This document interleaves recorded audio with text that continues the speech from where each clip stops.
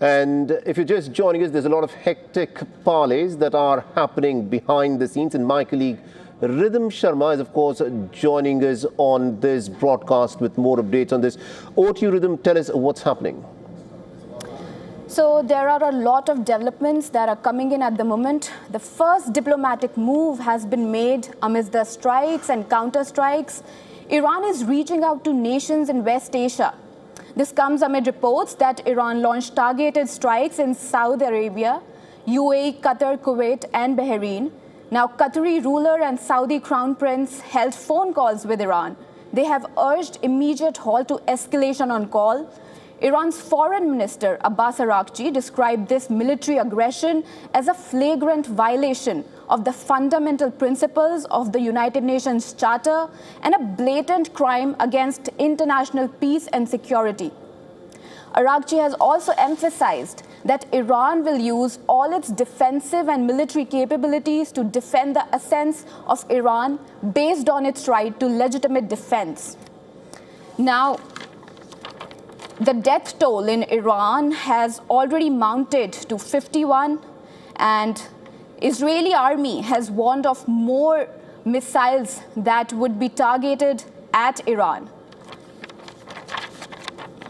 Abbas Araghchi has described this military aggression as a flagrant violation, and he has said that all the sites involved in the Israeli and US strikes on Iran were legitimate targets for the Islamic Republic's armed forces. International reactions have also been pouring in. Russian Foreign Minister Sergei Lavrov has slammed US and Israeli strikes on Iran. So the United States and Israel launched strikes on Iran, targeting its leadership and plunging West Asia into a conflict that President Donald Trump said would end a security threat from the Iranian regime to the American people. Tehran has responded by launching missiles at Israel and US bases in West Asia. And now, US President has urged Iranians to take cover during the strikes.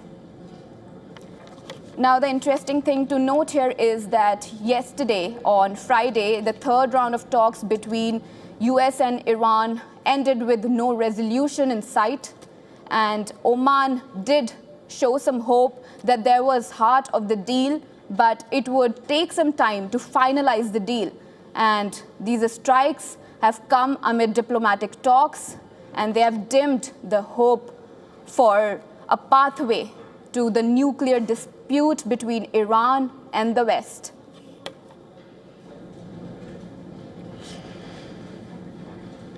All right, Rhythm, thank you very much indeed for joining us with all those updates. We'll, of course, come back to you as this story continues to unfold at this moment in West Asia, where the developments are happening thick and fast. Because remember, this is a moment for which both the Iranians and the Americans, and especially the Israelis, have been preparing for decades, ever since the Iranian Islamic Revolution of 1979. This is a moment that would have had to come to pass, and the American President Donald Trump, who campaigned as the President of Peace, has started off what could be the mother of all conflicts in West Asia at this moment. It is difficult to predict at this moment as to what will be the consequences, how far will this war go. But Donald Trump has made one thing clear. In his statement that he put out earlier today, he said that once this American operation is done, he wants the Iranian people to rise up and to take charge of the government. So what he's clearly talking about is a regime change in Tehran. Can the Americans actually succeed in doing this?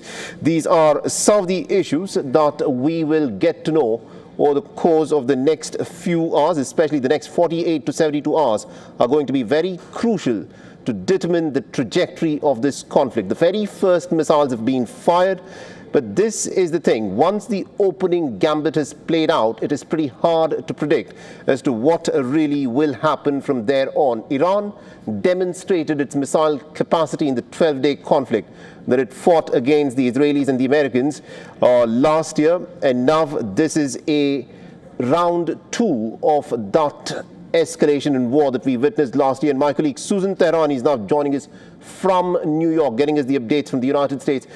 Susan, at this moment, tell us, what is the American president saying about the objective of this war that has been initiated on Iran? Well, we got an idea of where the American president stands during that 8-minute address that he gave a few hours ago, and it has been playing nonstop on national and local networks here in the United States. And it's clear where the president stands. He has said time and again that Iran cannot have nuclear capabilities, a nuclear weapon, which leads to a ballistic missile program and can target Americans not only in the region, but beyond as well. And it appeared that these talks, which I will tell you, the nuclear talks have been going on for more than 20 years. I've been covering them, and you can probably write the story of these talks with your eyes closed at this point. They were going the same path that they were going in the last 20 years or so, which was, okay, let's negotiate and then negotiate again. And neither side really came to a compromise or were ever closer than they were. Now, the difference now was that the United States felt a cause for concern because they say that they had intelligence that not only Iran wanted to restart its nuclear activity, but it was also building dirty bombs on the side. This is according to U.S. and Israeli intelligence. So it appeared that President Trump said, now is the time. Now, during that message, he also gave an ultimatum to the IRGC. He said, would you like me to stop? Susan, do continue to stay on with us. There are updates that are just coming in terms of what is happening in Iran at the moment.